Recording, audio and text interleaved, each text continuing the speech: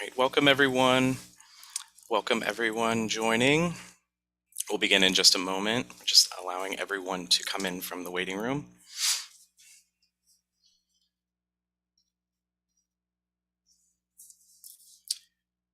Good morning, good afternoon, good evening to everyone joining.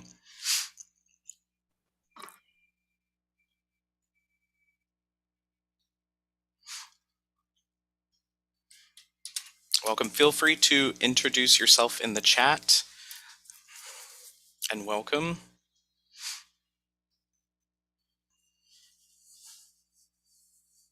We'll be getting started in just one moment.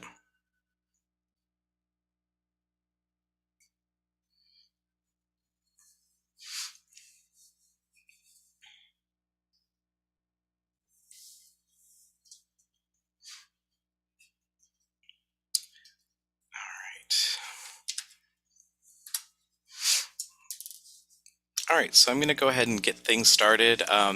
Once again, welcome, and welcome to everyone joining from wherever you are. Please feel free to introduce yourself in the chat. A couple of things to keep in mind as we get started today. Please keep your cameras off and your mics muted during the presentation. This event will be recorded, is being recorded, and is being live streamed on YouTube.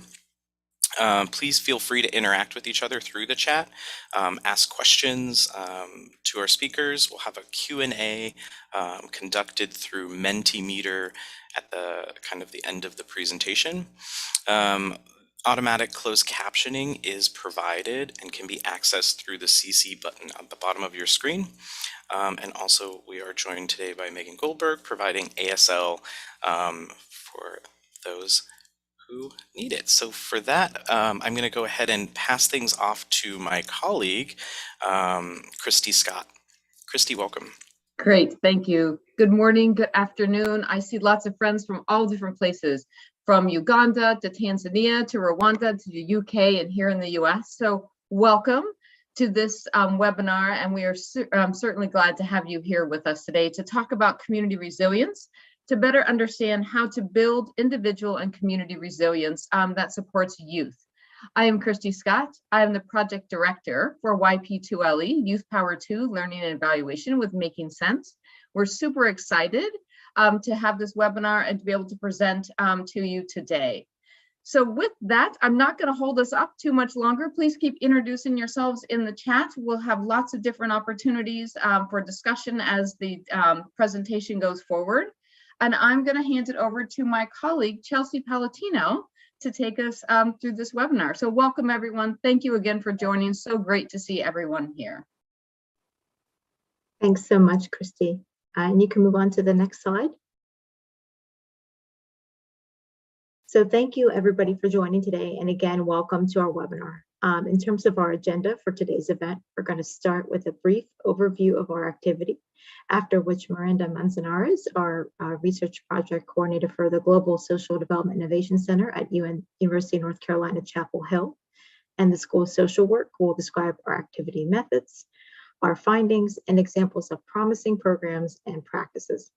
We're then going to facilitate a question and answer session with our research team who completed the systematic literature review and key informant interviews, which includes, along with Miranda, Gina Chawa, the Professor, Associate Dean for Global Engagement and Director of the Global Social Development Innovation Center at the University of North Carolina, Chapel Hill, as well as Rainier Massa, Associate Professor at the University of North Carolina, Chapel Hill School of Social Work, and Heather Marlowe, our Senior Research Specialist at the International Center for Research on Women.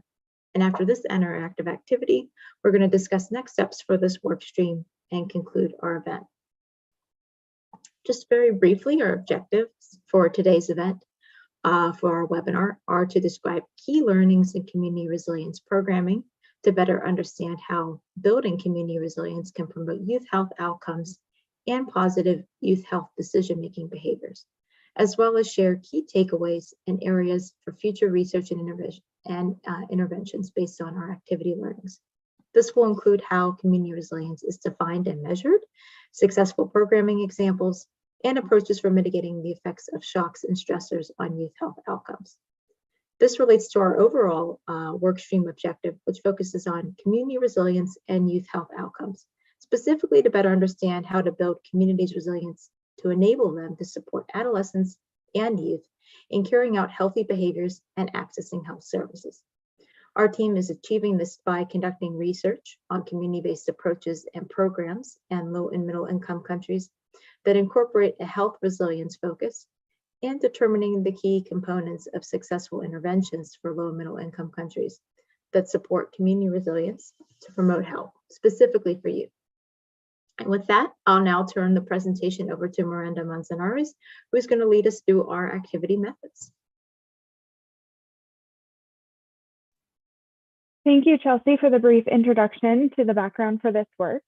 Before getting into the specifics of the activity, including our methods and findings, it's really important to contextualize this work by examining first why the focus on youth health and youth health outcomes, and the important intersections of youth health and community resilience. Next slide.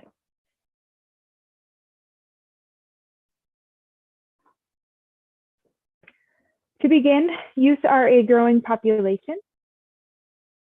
For example, youth currently account for 1/3 of the global population and are continuing to grow at large numbers over the next 3 decades, specifically in low and middle income countries alone. There's a projected 62% increase by 2050. Additionally, youth experience critical changes in their development and health trajectories during the period of adolescence and young adulthood. For example, data justifies the need to focus on addressing youth health in that over 70% of preventable adult deaths stem from behaviors that began in adolescence, and nearly half of all mental health disorders are evident by age 14. With these few points in mind, without intentional focus on the health and well-being of youth, we as a collective people would not be able to achieve the Sustainable Development Goals and USAID specific developmental objectives. Next slide. Regarding the intersection between youth health and community resilience, understanding youth through a person in environment perspective helps to reiterate the importance of community resilience by highlighting that youth are situated within larger interpersonal or familial, communal, and societal systems that require supportive relationships and environments at each level in effort to promote positive health outcomes and healthy transitions to adulthood. This becomes especially evident for youth in fragile environments who often experience challenges when managing their health because their health experiences are often compounded by shocks and stressors that further exacerbate their vulnerability and disproportionately lead to negative health outcomes. And even though we could draw upon individual resilience by recognizing that this often improves one's unique capacity to withstand shocks and stressors, a community of resilient members does not necessarily equate to a resilient community because it often ignores structural constraints. For example, if youth possess the full agency, the knowledge, and the ability to access health services, the youth themselves may be considered resilient. However, if no appropriate health services exist, then it cannot be said that the community is resilient. Therefore, community resilience programming becomes a pivotal pathway to improving youth health outcomes by building protective systems and enabling environments where youth can thrive and draw upon community support. Next slide. Given these unique interplays between individual resilience, community resilience, and youth health, we sought, through a review of the available literature, to better understand how to build individual and community resilience that supports youth ability to access health services, practice healthy behaviors, and improve health outcomes now and into adulthood. And when we say youth, we're using the context of youth ages 10 to 29 years old, which is USAID's definition. And specifically, as Chelsea had mentioned in her introduction, we explored how to define community resilience as it applies to youth health in programming and research, best practices for promoting community resilience, the extent to which shocks, stressors, and protective factors influence resilience and youth health behaviors, and how community resilience is being measured. Next slide.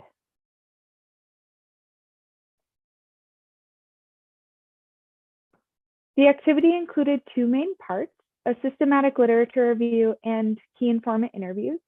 First,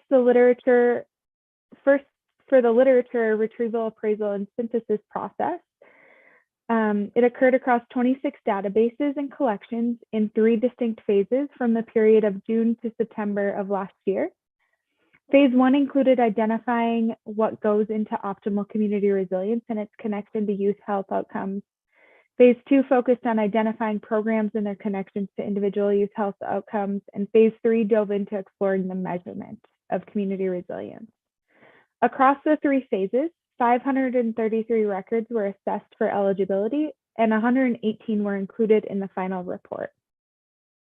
We did have specific inclusion and exclusion criteria for our review, which is explicitly noted in the full report, but for the sake of time, I'll not be going into detail on this. As we move forward, however, please keep in mind that the findings of this report are limited by that criteria. We are fully aware that there may be more on this topic that fell outside of our criteria, specifically in other fields of study that are more advanced in the area of studying community resilience, or possibly that some of the work being done has not made its way to being publicly disseminated yet. Secondly, to further contextualize what we are learning from the literature and address emerging gaps, we conducted 16 key informant interviews, of which included 5 researchers and 11 program implementers between November and December of last year. These participants were identified in collaboration with the YP2LE learning team, and recommendations received from contacted individuals identified to possess substantive knowledge in the areas of community resilience and health. Next slide. Now to move us forward into reviewing the findings and presenting some emerging gaps and next steps. Next slide. To get us started, we examined by what was put forward in the literature how to define community resilience, specifically as it related to youth health. And our findings revealed that definitions of community resilience are in their infancy, spanning multiple sectors and fields of study, signifying that there's not yet universal agreement in understanding community resilience as it applies to youth health. Across definitions, however, there is a consensus that a reciprocal relationship between individual and community resilience is assumed, which further suggests that understanding youth within the context of their environments, as mentioned earlier, is important. This continues to be supported in the literature, which also revealed that the predominant theories, models, and approaches of community resilience are grounded in understanding and application of the socio-ecological theory.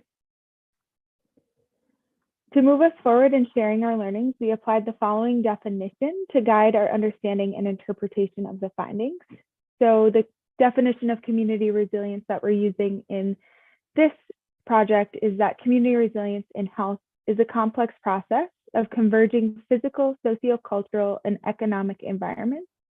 In turn, these environments create and enable individual, family, and community resources in pursuit of well-being and survival, both in the context of chronic and acute events or adversities. Lots to unpack there. Next slide. Our review activities included exploration of shocks and stressors that exacerbate negative youth health outcomes and health-seeking behaviors. Our findings specifically revealed that when looking at youth within the context of their environment, shocks and stressors are evident across interpersonal or micro, community or meso, and societal or macro levels, as depicted on in the table on the slide here. Of course, there are some shocks and stressors of which you may be familiar with that are not necessarily depicted in this list, some of which include food insecurity, poverty, social exclusion.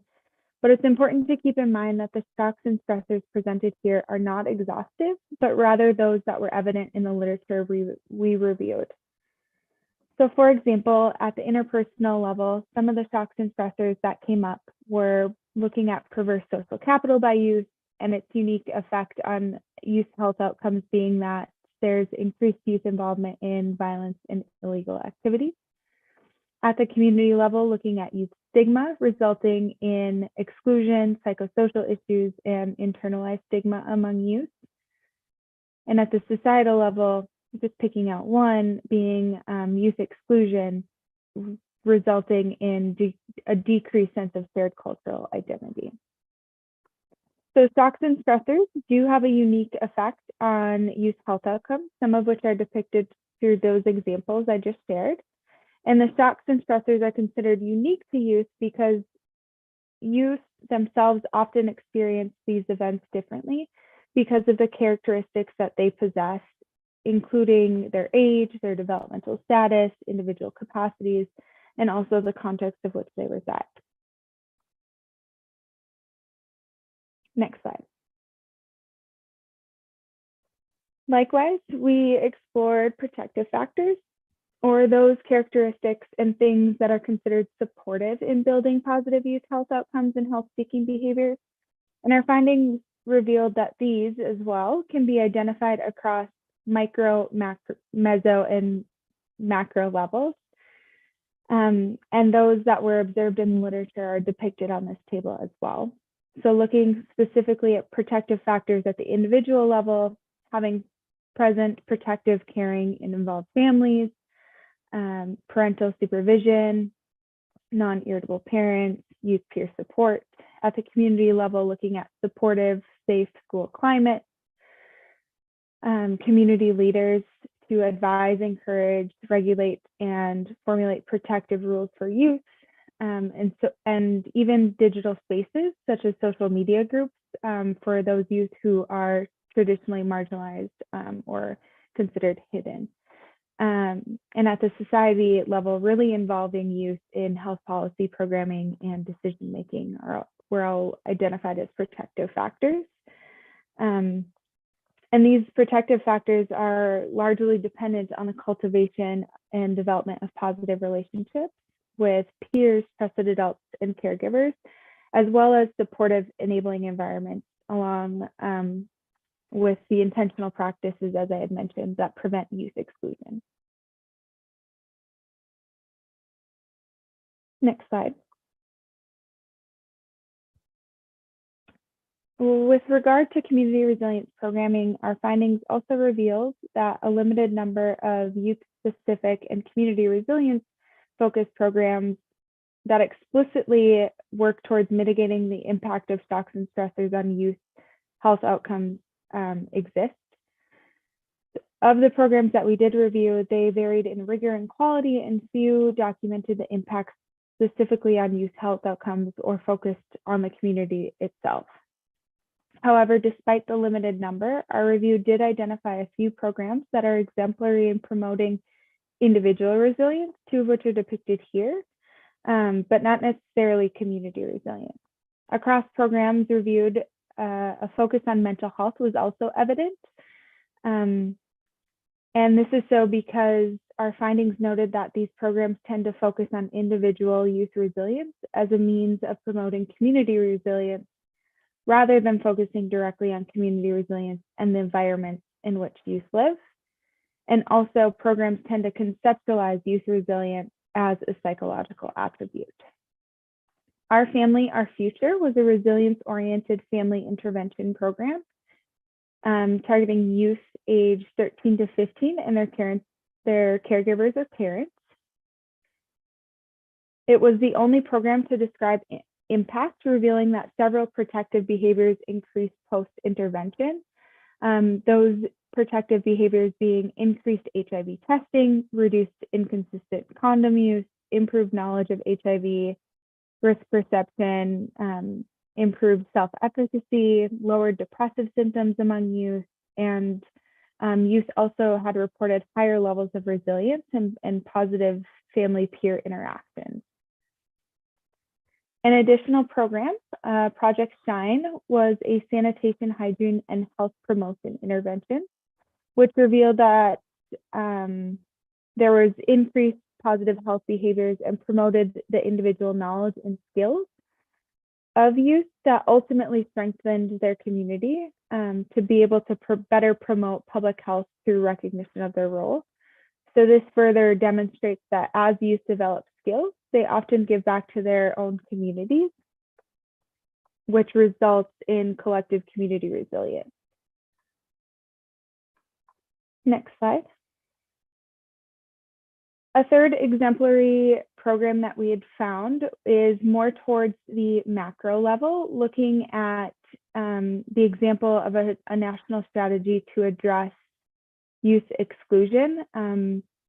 And through this strategy, the goal is to create institutions that positively support youth and community members in planning and policy processes. And from this, it was found that there were increased inclusivity, community ownership and leadership, joint planning, implementation, and monitoring. There was better use of evidence sharing and sharing of promising local practices and flexibility as a result of this intervention to include youth in the planning phases. Next slide. Next, our review and key informant interviews explored what are the building blocks of resilience and resilience programming. Findings were consistent in that building blocks within the literature could be identified across micro, meso, and macro levels, as you see depicted on the slide. The micro level being those boxes in gray, so looking at resource access, local knowledge, and family peer relationships, all of which were also demonstrated in the previous programs that I had mentioned. The meso or the community level, looking at community preparedness, community resources, community networks, and relationships. And then at the macro level, looking at economic investment, health services, and governance and leadership as being building blocks of resilience. Additionally, those interviews with our key informants identified building blocks to include youth having a trusted adult relationship, the ability to trust community members, and the ability of the community to provide an enabling environment, so looking at those trustworthy systems. Having safe spaces, both physically and digitally, to share experiences, ideas, and feelings, and capitalizing on the assets and resources that are already embedded in communities and among community members through employing asset-based approaches. Next slide. Our key informant interviews also brought forth some key barriers to resilience and resilience programming, of which included those that the norms are not being challenged in communities, the focus on empowering individuals versus collective community empowerment, limited funding and short funding cycles, and minimally or not meaningfully engaging youth in programming. Next slide.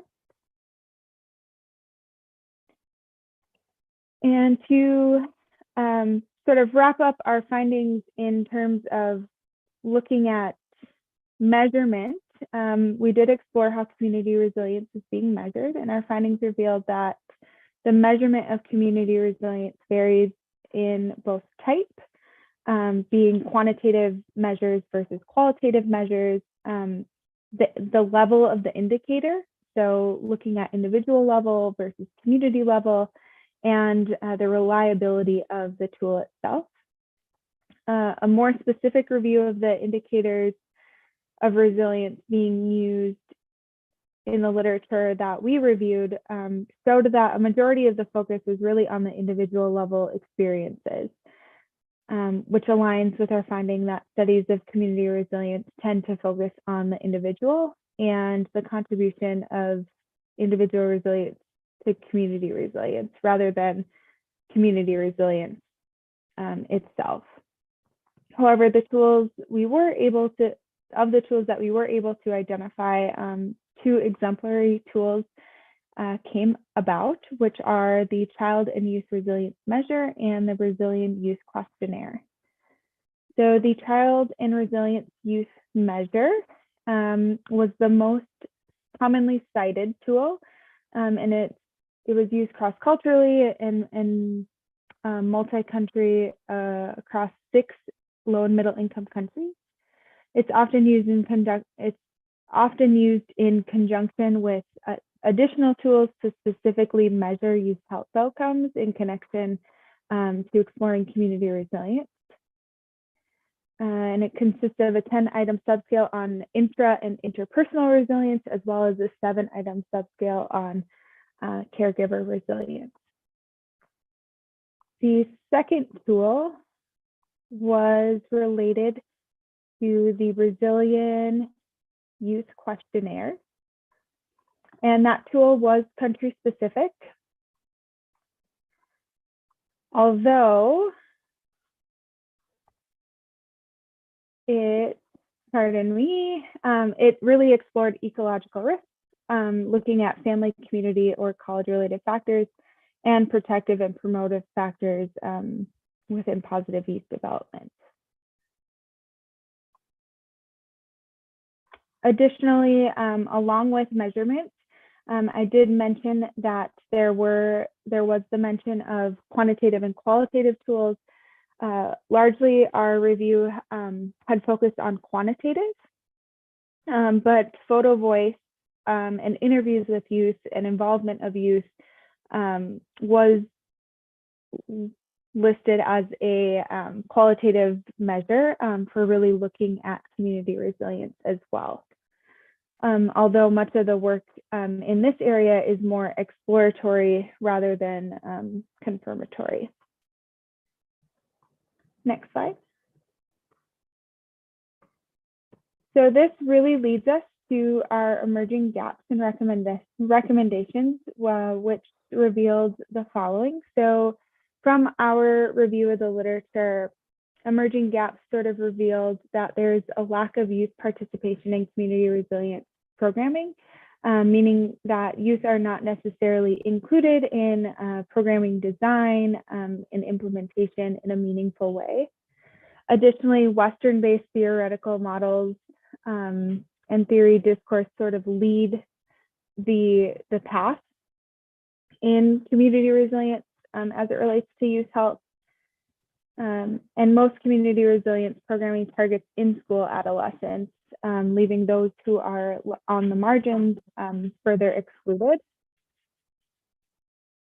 And there's also a lack of focus on detrimental and cultural religious practices.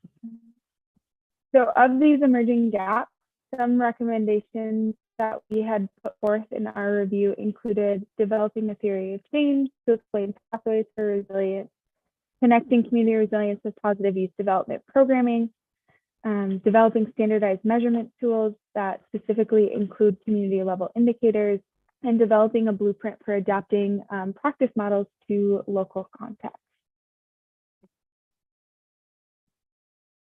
Next slide. I believe this now brings us, that was a lot of information and a lot to digest in a short amount of time. I encourage you to review the full report when it comes out to go more into detail. There'll be 3 resources, a brief, a report specifically for practitioners, as well as the full report itself to go into more detail. And we're also available to answer more questions as we engage in the next steps of this activity. So I think we can move on to the Mentimeter activity. So to get us started with this question and answer session, we really wanted to begin by asking you all a couple of questions in reaction to some of the findings that were just presented. The first beginning with, what are 3 words to describe community resilience? So looking at your reactions to the definition of community resilience that we had used in this report, as a reminder, I can paste the definition in the chat, which was that community resilience in health is a complex process of converging physical, sociocultural, and economic environments. In turn, these environments create and enable individual, family, and community resources in pursuit of well-being and survival, both in the context of chronic and acute events or adversities. So thinking about that definition, what are 3 words that you would use to describe community resilience?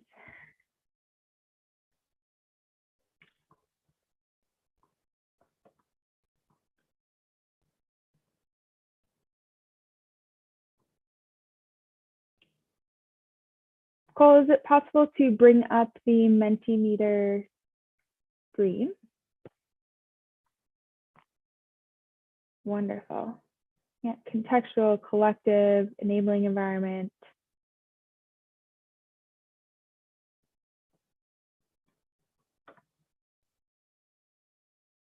And the link to access the Mentimeter poll is included in the chat.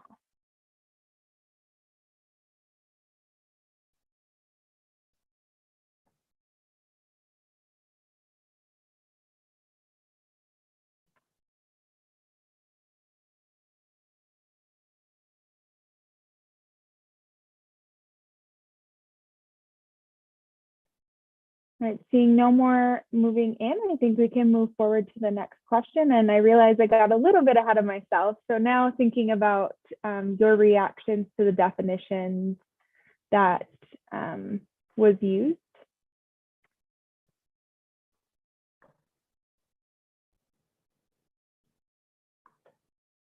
And as a reminder, that definition is included in the chat.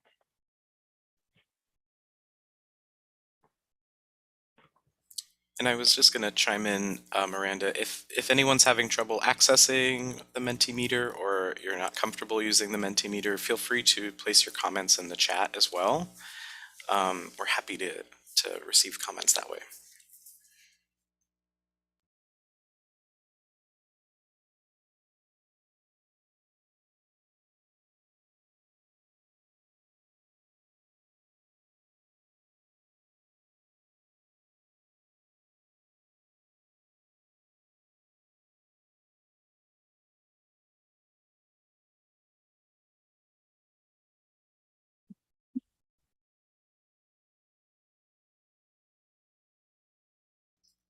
And I do see Emily said the slide hasn't changed. So if you could open it up on your end, Miranda, and just move to the next slide on the Mentimeter, people will be able to vote on that one.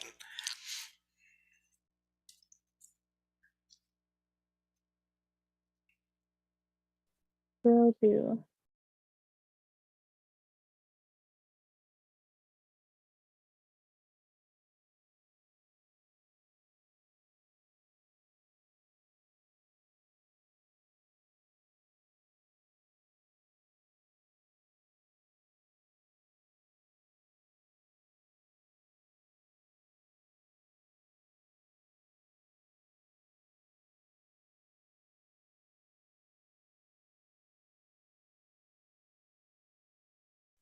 Still not seeing any responses on my side either.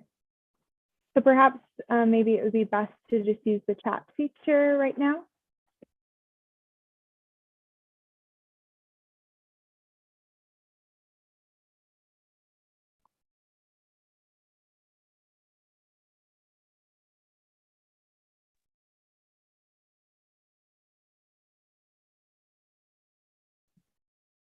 Cole, perhaps you can repaste the next question in the chat so everybody has it for guidance to respond and share their responses as well.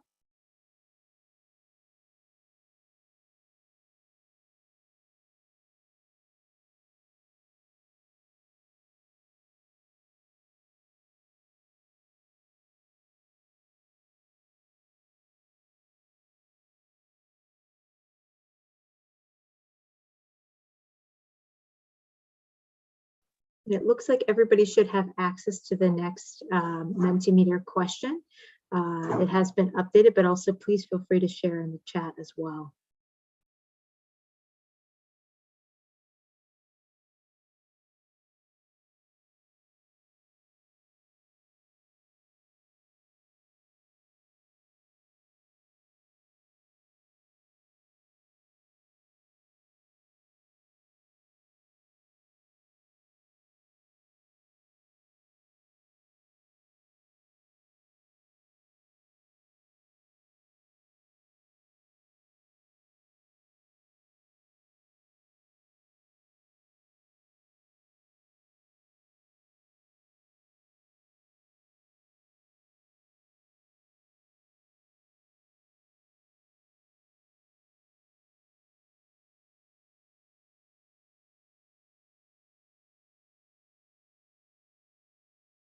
Okay, so I see some responses in the chat. So I see from Franco, community resilience is the sustained ability of communities to withstand, adapt to, and recover from adversity. And he notes health, was referring to physical, behavioral, and social.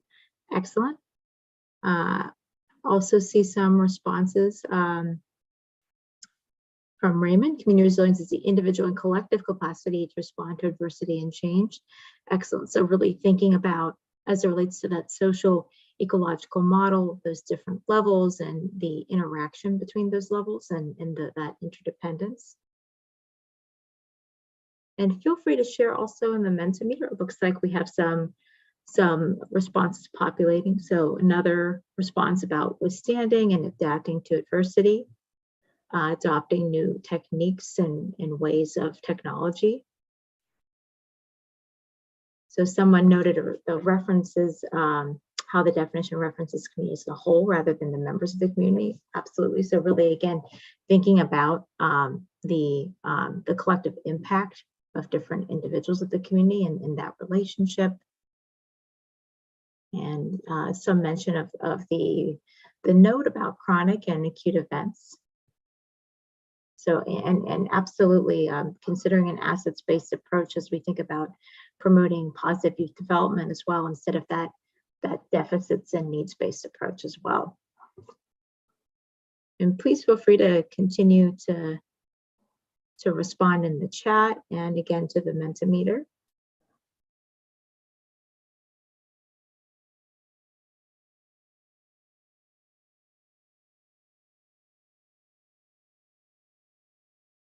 We see also another response about income generating activities for adolescents as a way of building economic resilience and preparing youth.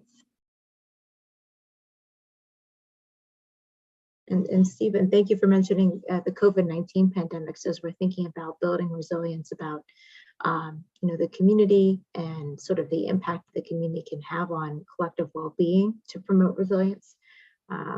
Absolutely.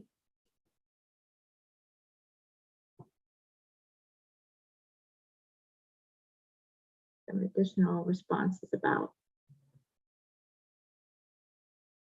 making this how the definition is very well rounded and all-encompassing and comprehensive.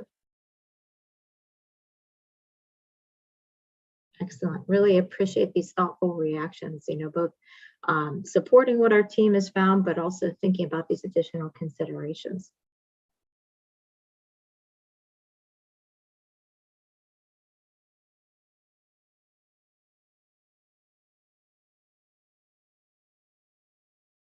I will also move us forward to this next piece as I just get the next question up. I can go ahead and paste it in the chat for you, Miranda. So the next question, as Miranda pulls up the next Mentimeter slide, is, I'm actually going to share my screen with you guys if you want to access it here, is based on your experience, what are your reactions to the findings presented on community resilience programming and measurement? So I went ahead and put up the code there, but the link is also in the chat while Miranda goes ahead and pulls up the next question for you. Yeah, and as we're thinking about this, thinking specifically about the types of interventions or the tools that were presented and what might be missing. And if there are also just general reactions to some of the findings as well.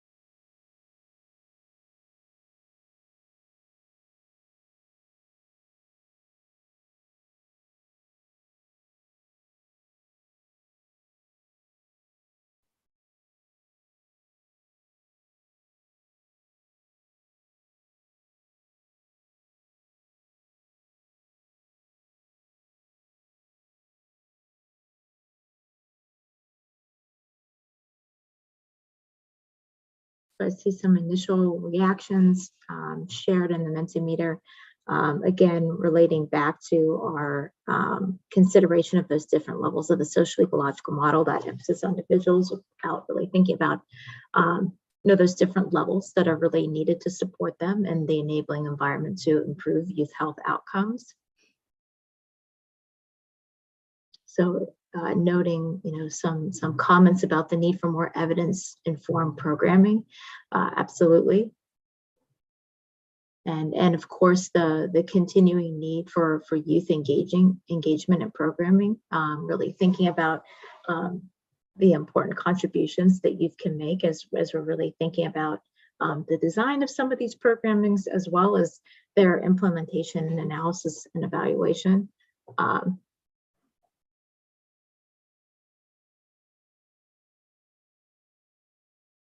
So again, also happy to hear from participants about other interventions, other tools as well. You can feel free to note that in the chat as you're really thinking about the findings that our team shared today. And anything that, based on your own experiences, might be considered when we're really thinking about, better understanding community resilience programming and measurement. So feel free to also note that in the chat.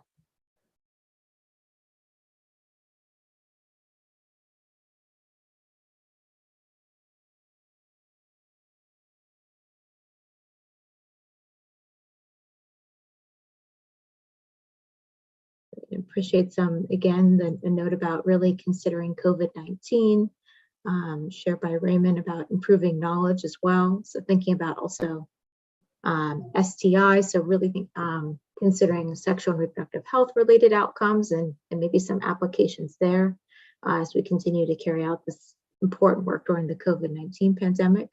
I appreciate you sharing.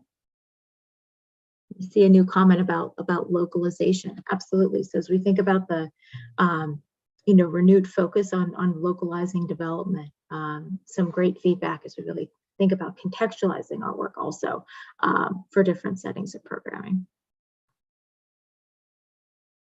So noting anxiety and stress as well as different outcomes when we're thinking about measuring and understanding community resilience.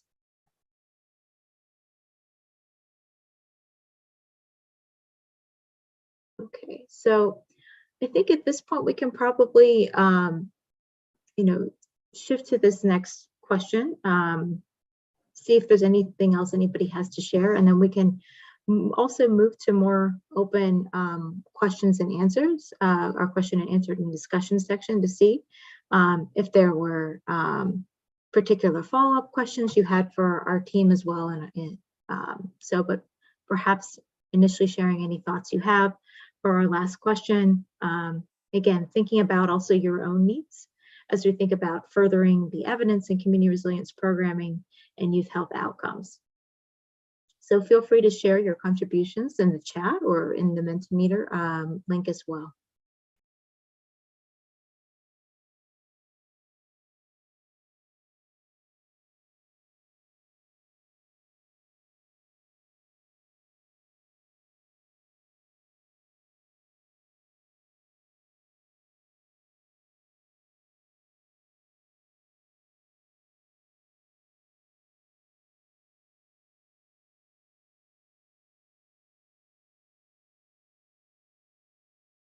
Okay,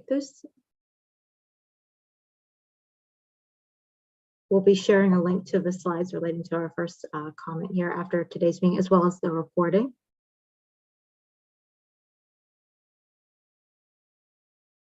If there's no further questions or inputs, we can go to our Q&A session and see as well for any feedback you all might have on today's findings that have been shared. So perhaps we can, Cole, if you could advance to the next slide.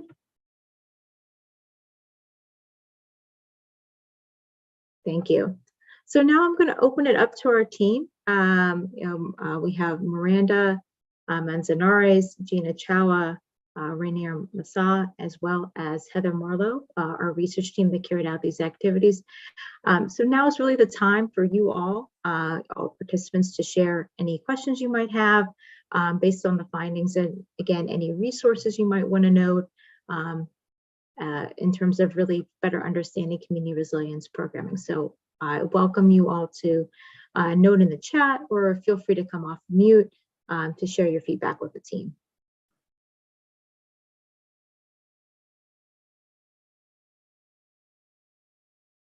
So I see a comment from Emily. How will these results be shared widely for non-technical audiences? So thinking about data visualization, one pager, or any other formats. So I can actually respond maybe to that comment, and also turn over the team to add anything else in addition. We will have 3 different deliverables, which I believe Miranda noted earlier. We have a report, which really comprehensively outlines the findings from the systematic literature review and key informant interviews. We also have a 10 to 15 roughly page practitioner guide that shares more practical programmatic applications and recommendations as a result of the team's research activities. And there'll also be a summary brief just highlighting some of those learnings. But I welcome the team to note any other thoughts or any notes that they want to share related to the work.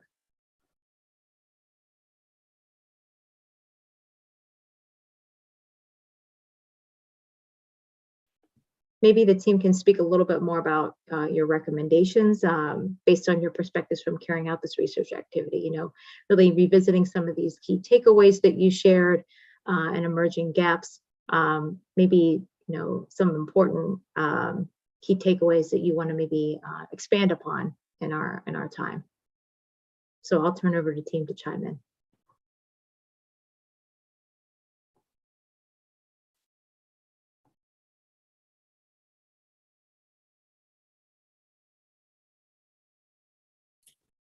Well, I can start.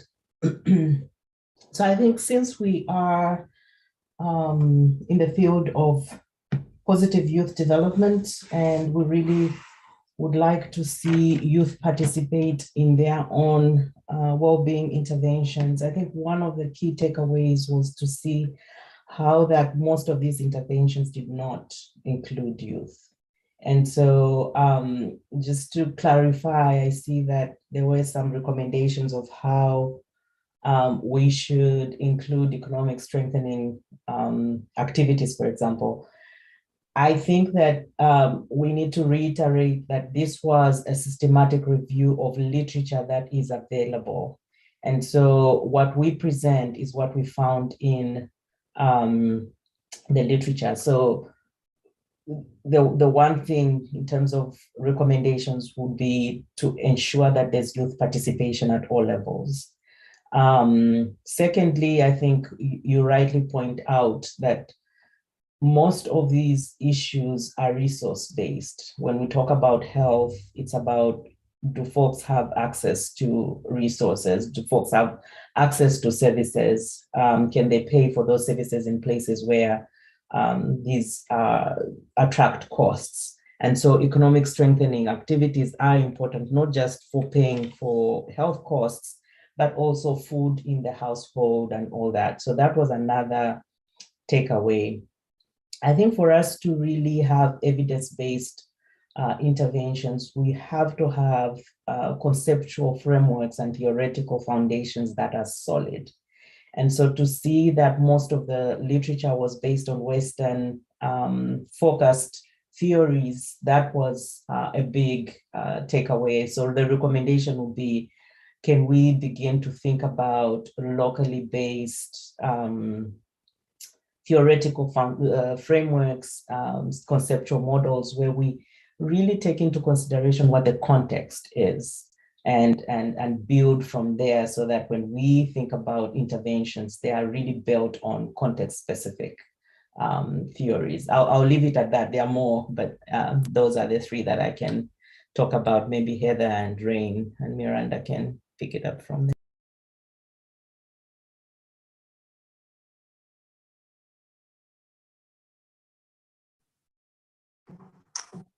Hi, everyone. I can go ahead. This is Heather Marlowe from the National Center for Research on Women. Just to reiterate the importance of not just youth engagement, but meaningful youth engagement, not tokenistic youth engagement. Again, I think not only as part of program design, but also even research, and really building upon, I'm a researcher, so research methods that are participatory and youth-led, to help define, as Gina suggested, some of those locally based theoretical frameworks.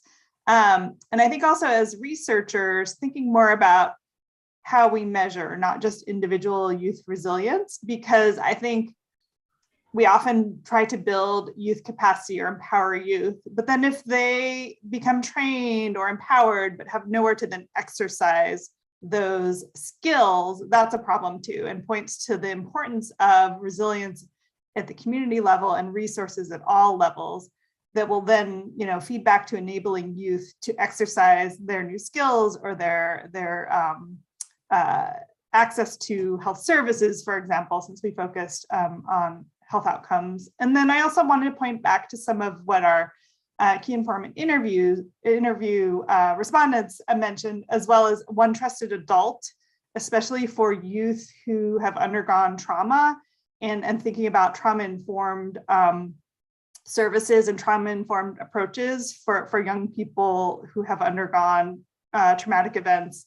It's key that they have some trusted adult to help to guide them through, the next steps in their lives. And then also those safe spaces and enabling environments. So what is surrounding the youth in terms of supports can really go very, very far in terms of what they're able to then exercise within their community. So I'll stop there, and it looks like we have a participant who'd like to speak.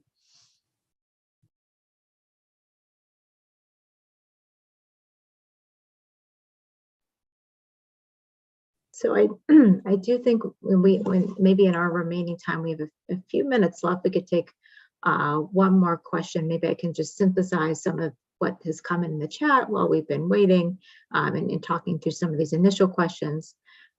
So we had a note from Arthur about additional resources to support capacity building in communities. Also a note from Nalini from EDC about how you see community level organizations contributing to community resilience. And then, another question from Franco about opportunities you recommend in terms of targeting at young people, particularly from at-risk populations. So I think a question on other considerations related to the community level and resources to support that capacity as well. So if there's any initial maybe brief responses to those questions from the team, and then we can, unfortunately, we'll have to wrap up, but I welcome the team to chime in related to these additional questions that have come in.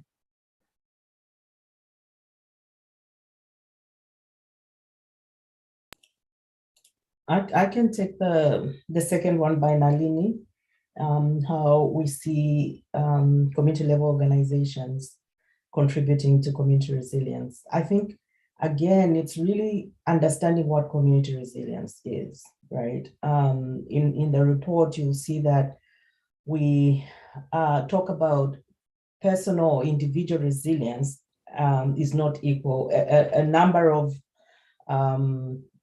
individuals who are resilient within a community does not equal to community resilience. And what we are saying there is, if you find women in a community who are able to, harvest food at the end of a season, and they are able to feed their families, but at a community level, you don't have storage, for example, to store that food for times when there's famine within the community, then that community is not resilient. And so how do you ensure, as community level organizations, to contribute to community resilience? I think it's looking at each level, right? We talk about the socio-ecological perspective. So are the individuals within the community resilient? are the families and peers and the interactions resilient? Is the community itself at that level, the structural level, resilient? So what you can do is to ensure that as you think about the interventions, you are looking at all these issues, right? You're looking at all these levels and ensuring that there's participation of youth. There is social norms are being checked, right? So that they are not detrimental and they are not discriminating against youth.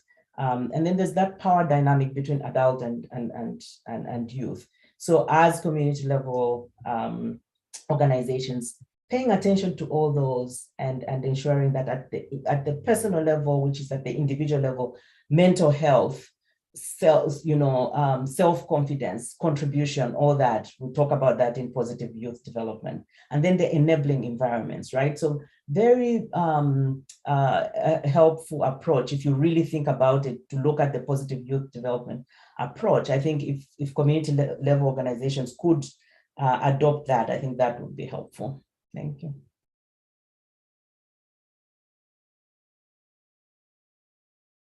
Thank you so much, Gina.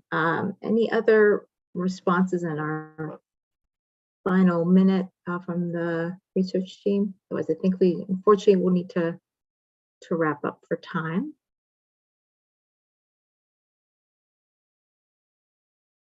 So Nalini, just maybe to follow up as we conclude, the report that was referenced, after today's webinar, we were going to be finalizing the full report, the summary brief, and the practitioner guide that came out of this work stream. So those we expect to be finalized this April, and they will be shared out with everybody that attended today's meeting. You will also, in the next week, receive access to the recording and the slides that have been used for today's presentation as well. So you'll have those for your reference. And then we'll look forward to, again, sharing those out in our YP2LE Learning at Work with you all, and we encourage you to share it in your personal networks as well. Perhaps we can move on to the last slide. So just to note, we want to thank you all again for taking the time to join today's meeting. I want to give a special thanks to our presenters from the University of North Carolina, Chapel Hill, as well as from the International Center for Research on Women. And we look forward to seeing you all at future YP2LE events. So thank you all very much for your time. And please feel free to reach out if you have any follow-up questions after today's event. But again, we thank you for your time and for your participation in today's event.